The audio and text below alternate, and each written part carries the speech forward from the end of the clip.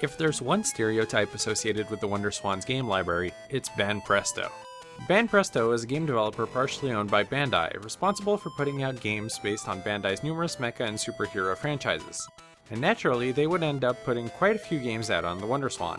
The franchise Banpresto is most well known for is Super Robot Wars, a series of tactical role-playing games that unites characters from popular mecha anime, manga, and video games into one, well, Super Robot War. And the first Super Robot Wars game to come to WonderSwan is Super Robot Taisen Compact, developed by Tose, published by Banpresto, and released on April 28, 1999. SRW Compact was also given an enhanced re-release on the WonderSwan Color in 2001, however the port involved way more than merely adding color, so we'll cover that in its own episode when the time comes. Super Robot Taisen Compact brings together mechanized heroes from 19 different mecha series into an original story.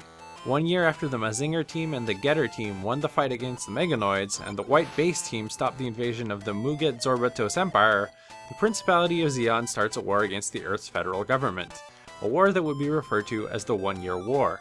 While that was happening, the remnants of the previous war were being revived and weaponized by the Zion forces. If that sounds like complete nonsense to you, congratulations, you're not alone. From what I can gather, all of this refers to different, unrelated events in completely separate universes across all of the series featured in the game, and they've all been brought together in a coherent way to form the story for Super Robot Wars Compact.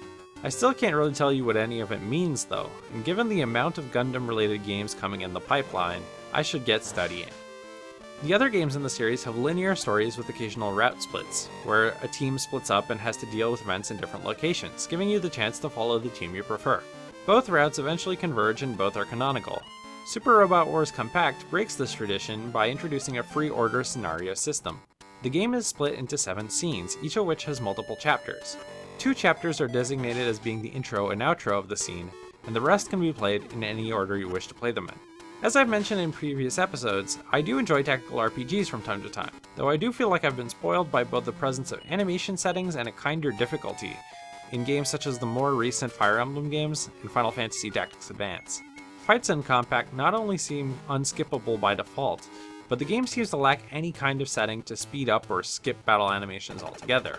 The video for the entire chapter you're seeing in the background right now was 24 minutes long when I finished it, and it's one of the first chapters.